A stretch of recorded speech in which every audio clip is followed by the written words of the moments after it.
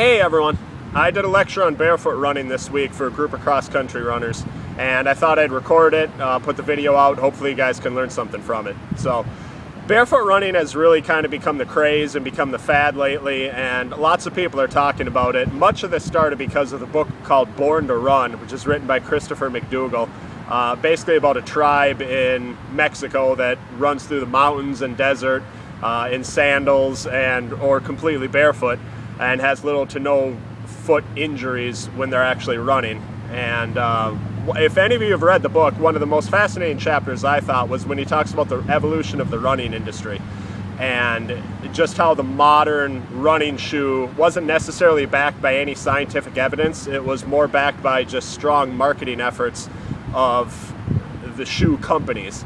And the thing that you have to know when you're really talking about the feet is, look at it like this. The human body has 206 bones in it.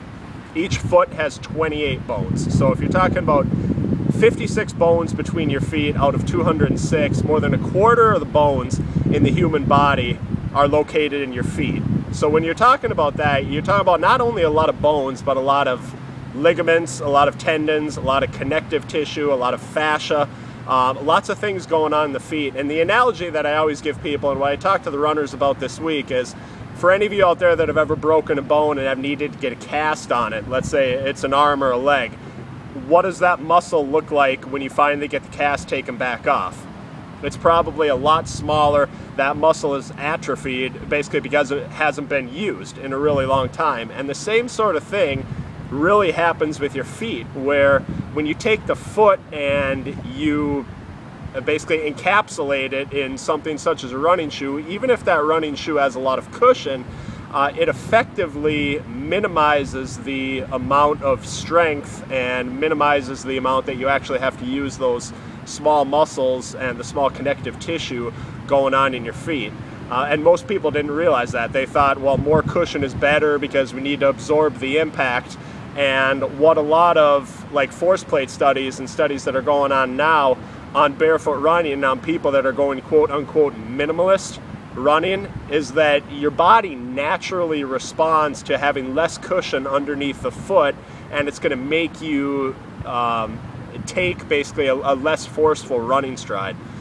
So some of the things I talked to the runners about this week is, you know, what I've noticed from when I started barefoot running, and I started out with the big thing that was highlighted in the book Born to Run was called the 5 fingers. Most of you have probably seen this, 5 fingers. I've got a couple pairs of these. I've been running in them for a long time, and I'm really sold on them. I really am. And I'm sold on them for a lot of people, but there are a couple things that you have to note. Is one, if you're talking about what makes the modern running shoe is you've got a lot of cushion back here in the heel. You've typically got quite a bit of arch support going on right here, and when you actually take and when you twist the forefoot of the shoe, it's more rigid up here. And the reason that it does that is it's trying to control basically the amount of pronation, or the amount that your foot is actually able to roll in with most running shoes. Most of them will either do that or they'll just have a lot of cushion going on in the back heel. So enter the minimalist shoe, and almost every company has some sort of shoe out there these days, you know, that is something like this. 5 fingers sort of started it, but obviously because you don't have a lot of cushion going back here in the heel, you just have enough tread to be able to really not allow your feet to get cut by glass.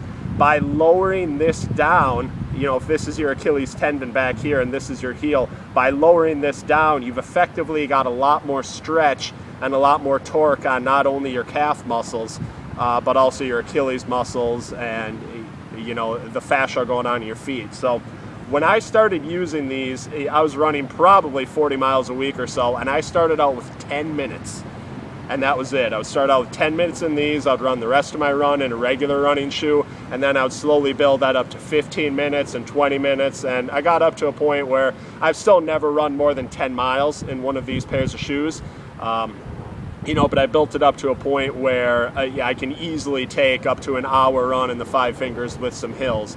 And I can tell you firsthand that my feet feel so much better. I was a basketball player growing up, and I busted up my ankles a lot of times, and by doing that I have very rigid feet, very rigid, inflexible ankles, and by using these it seems that it's really gotten some of the muscles in my feet turned back on, and it's really helped me get some of that elasticity back in my feet, so my foot is actually able to move a little bit when it runs. So it feels really good to me, but again, I started off easy with just 10 minutes. Do not get a pair of these and go out and blow out the door for a 6 or an 8 miler. You're going to feel it the next day, I promise you.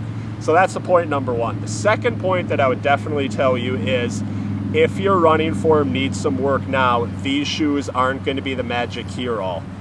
Don't think that if you're a heel striker, you know, or if you're not lifting the heels up behind you, or if you're not a forefoot striker or whatnot, this isn't going to magically make your running form great.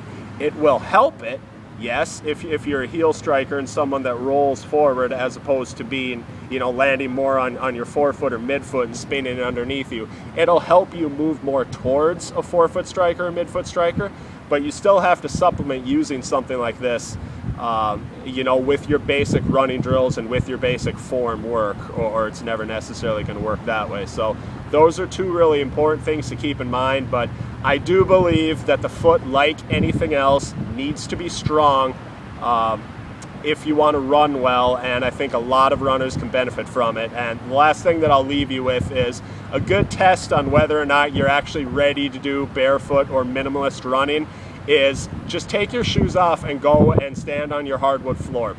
And if you can stand on one foot with your eyes closed for 30 seconds without falling over, then you're probably ready for minimalist or for some type of barefoot running, at least starting off easy in it anyway. What you're going to find is when you stand on one foot barefoot and do it with both feet, you're going to notice all those smaller muscles in your feet and all those smaller muscles in your lower legs working when you close your eyes. That are the same ones that are going to get turned back on and that are going to get stronger when you use something like this. So the nice thing about it is, even if you can't pass that barefoot test standing on one foot, if you just do that a couple times a day for a week or so, it'll get those muscles back re-engaged, and you should be able to go back into it in a hurry and start out with this type of running if it's something that you want to get into. So that's all I've got for today. I apologize for sweating a little bit out here. I just got done with a track workout, but have a great rest of the day, and I will see you next time.